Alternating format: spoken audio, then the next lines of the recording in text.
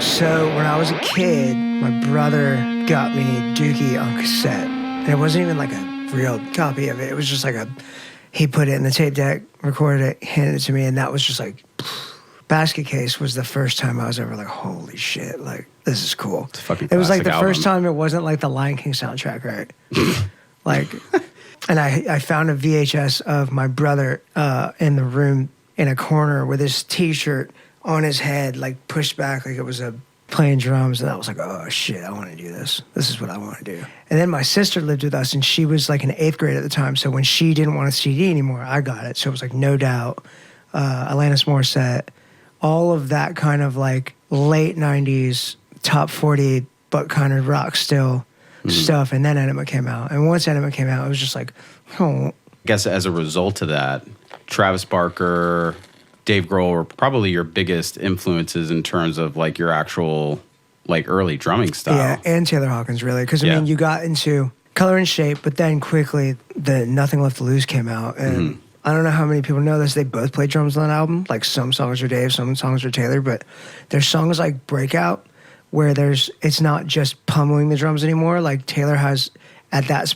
time a little more intricate of a style, and you know he was doing some of the things that he doesn't get a lot of credit for, but he was doing some of the things that Travis Barker would become famous for back during like songs like Breakout.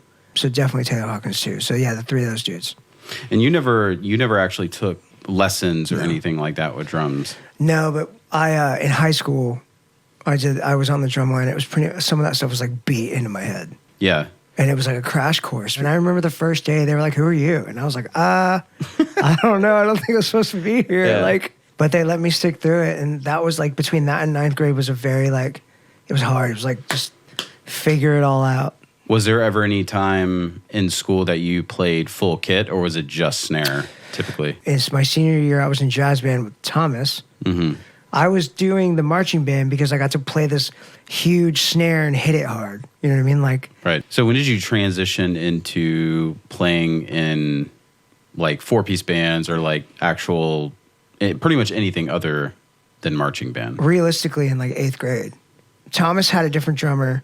It was like a science experiment in class, and it was supposed to be about sound, and they were going to play some songs. And this is 8th grade, and the kid like backed out last minute. It was like the day before, and they called me and they were like, "Just come, keep a beat." We had a buddy named Ryan Nottingham at the time who was a phenomenal drummer at the time. I don't know why he didn't just play drums. He played bass, and he was just like, "I will mount the beats to you before we start the song. Just play the beat the entire time." Oh, so we got like the school's drum kit, brought it into that class, and that's what happened. So until next time, when we all four of us joined together originally, until next time right over here, that was in what, 2005? Yeah, I joined that band in 2005, but I don't know if you remember this funny story.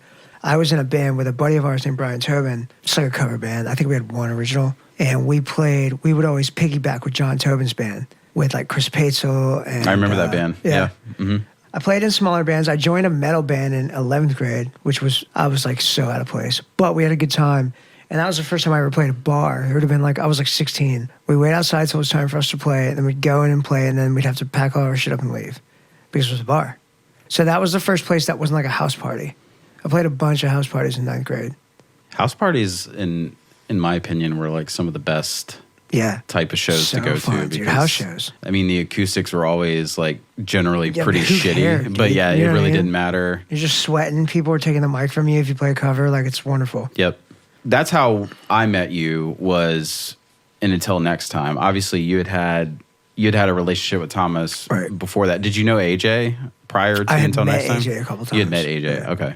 I remember the first time we ever played together. It was in AJ's garage, like among house shit. That's true. Yeah, because we had just moved on from the previous drummer and where we were rehearsing before. I remember wanting it so bad and playing the couple songs that I was supposed to learn, and then you guys walked into the house for what felt like for fucking ever, and then you were the first one out, and you were like, "You're in," and I was like, sick. See, I don't even remember that. I don't remember that like decision time. We already knew like ahead of time. Like, I didn't. Thomas did. So I figured like it was already kind of like a foregone conclusion. Overplaying for Across My Eyes, and when we got done, Thomas was like, none of that's in there. And that, I remember thinking like, all right, I just blew this. Like, yeah, and then we played a fair number of shows. Yeah. But then of course, after that, Until Next Time disbanded. at an IHOP. Huh? At an IHOP. Was it really an IHOP? Yeah. I don't even It all remember fell that. apart at IHOP. You, myself, AJ, we formed Adastra. Thomas went to JMU. We played in Adastra for A couple years. So Adastra broke up. You joined the sideline with AJ. You played in the sideline for Probably, it was just shy of under 2 years, probably. AJ and I went to Japan with them.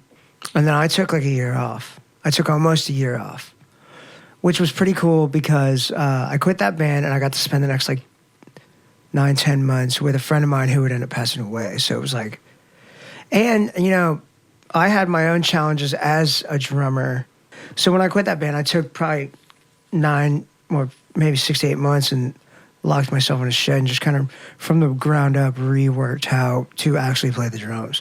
Not just like throwing your limbs down and hoping that you like just hoping for the best. Like actually figuring out how your foot should work, how your hand should work, like revisiting some of the stuff I learned in high school. And tail end of 2009 was when Teo and Tavish left Cicero. Yep. You joined, obviously on drums. Thomas joined eventually. I think Thomas joined in maybe around April-ish It would have of been 2010. yeah. Of course, Thomas had been, producing the albums or the songs that Cicero had been recording up until that time. So he was still very much involved, but just was not an official member of Cicero. My first show with you guys would have been Club Relevant, and then the next one was probably the Norva. And the last show with us was the Norva as well. So the last show, Because farewell to VA. that was probably in the summer because you guys moved to Nashville. AJ and I moved in October, I think. Yeah, Thomas and I went there September. You guys followed up in October, and then you moved back in like January. Yeah. You moved back in January. What did you have going on when you moved back? I don't want to say my own band, but I started a band with some old friends called Copper and Stars. We played around here a little bit. And then I joined, I was getting the itch. Like I needed to travel again. And I needed to go get it, like heavy traveling, like being gone for a month and a half. I needed to get that out of my system. So I joined a band, which eventually would be called The Record Collection. And that was like a rock and roll gaslight anthem, more aggressive Tom Petty type stuff, Bruce Springsteen-y. And we had a lot of fun, wonderful years. Like 5 dudes packed in a van, like sardines, and sleeping on floors, sleeping at rest stations, getting chased out of Georgia to a rest station like somebody was trying to rob us and followed us down the interstate. Wait. So, yeah. So Yeah. tell me about this story. You said you're in Georgia. This is quite a story. We played this bar. One side was like a burger joint, and it looked like it was, and like Frankenstein was the theme. Like looked like it was for kids, and the burgers were literally like worse than something you could make at your house, and it was like, this is funny. And then the other side was like a bar venue, and all these bikers pulled up, but we played and we had a good time. Pretty sure it was like a Sons of Anarchy kind of like front for a business. But they were all super cool to us, and they paid us, and we went on our merry way. We check into a hotel, and this guy starts casing our van when we're outside, and we're like, oh, great. And then we get into the hotel. There were signs on the bedroom doors were like, doing drugs in the room will not be permitted. You'll be kicked out. And that was like the first, like, oh, great. We were propositioned by like a few ladies of the night. I was like, no, thanks. Yeah, legit. Like, this is real shit. A couple of the dudes went outside to smoke cigarettes, and the guy was like looking at our van. We were like, all right, we're leaving. We got our money back. We left. They started chasing us down the freeway. No shit. We pulled into a rest stop, and there was a cop in the rest stop. That's like one of many. I did that band for a while, and I got married. And then I moved down to the Outer Banks, and a couple of months later, I got diagnosed with cancer. Yeah, and you got married what year? This was married to Sarah. 2017. It was 2017. November of 2017. So it was the end of 2017. So Why did you move to North Carolina? Like, what made you move there? Family and a business opportunity. But then, as you said, Yeah. And cancer. I started noticing something happening in my mouth before I got married, but... And that's what I was going to ask. Like, how did that even come about? Like, how did you find out that you even had cancer? Probably July of the year before. Like, so I got married in November, probably in July. I noticed something happening in my mouth. I had a spot where, like, my last tooth back here and the gum had separated. And I was like, that's odd. But if I stuck my finger down there, I could feel something pointy. So I was like, all right, cool, wisdom tooth, right? Mm-hmm. And then a couple months go by, you let that do what it's going to do, and you could start to see a wisdom tooth coming in. So, and it didn't hurt. It was just okay, that's weird, but no real signs that there was like anything major going on. And you're planning a wedding. You're about to move. You're just getting your life in order. Like, oh, so this was before you got married. Yeah, oh, this wow. was like, I got married in November. This was July. Oh, wow. Okay. Okay. You're just like, I'll deal with it later. It's a fucking wisdom tooth. I'll deal with it later. And so in January, I started feeling like more of a bump, and it was hard. And I was like, that's weird. You have people telling you it's this. You have people telling you it's that. I went and got it. I think finally in February, I went and got it x-rayed by a dentist. The dentist was like, I'm not touching it. I was like, that's weird. He was like, we'll send you to an oral surgeon. It'll be fine. All right, cool, bye. So he wasn't really concerned? No, he was concerned. Oh, he was he concerned. Just was like, I'm not touching it. Oh, okay. So like, he was cool, concerned enough to... He thought it was a bone, like a splintered part of a bone, which is weird. Oral surgeon biopsied it, sent it off. I come back a couple weeks later. Bro, you got cancer. It was like the Twilight Zone, too. It was eerie. All signs pointed to something's wrong, but in the moment, you were just like, whatever, la-di-da. When was this? This would have been March of 2018. So this is when you're being called back. Yeah. To be told. They call us into the office before it opens. The entire staff is like waiting to talk to you after you get this diagnosis, which was kind of fucking weird. It was fine, but it was kind of weird. Craziest part is I couldn't say it for probably like a couple weeks. I just kept telling people like I had a cancerous tumor. Like in the text that I would send people, sorry, no, not sorry, I got a cancerous tumor, but like, just thought you should know. It took a while for me to actually be like, I have cancer. Like, I have cancer. Sitting in the garage, I think I was at my drums. Like, I think I just played the drums, had like my foot on the kick drum. And I thought to myself, like, if I don't call it cancer, I'm not taking it seriously. And if I don't take it seriously, this may not work out well. Have you ever thought about the sequence of events? Boom, all this happens. Like, almost like you were meant for sure to go down there. And then back, right? Right. Then a week after that, you're starting chemo. So it was like less than a month, and it was just like ball rolling. What I had was a cancer called osteosarcoma, which meant it was in my jawbone. Eventually, what they would do is they would cut me here, they'd pull the whole right side of my jaw out, take a bone from my left leg and put the bone in, and then give me like a metal sheet. And then, that was one surgeon, and then I had a vascular surgeon, which had to connect all of the shit that actually matters, right? And then they took like some crazy amount of lymph nodes out of my neck. That's what they would end up doing, but I went through chemo first. And it was like the first 3 rounds would have been April through July of living on the Outer Banks. Like, it was paradise, right? So it was really not the worst place to have to do that in. When did the treatment start? It started in 2018. And I just remember sitting in that chair, like, you have no idea what it's going to do to you. Just being like, I don't know. Like, here we go. Because what do? Your other option is quit, right? Right. To me, that was not an option. So it was just like, all right, cool. Let's go. Like, let's just go. How long did you undergo treatment altogether? It was like 9 months, realistically. Wow. It was like April to December.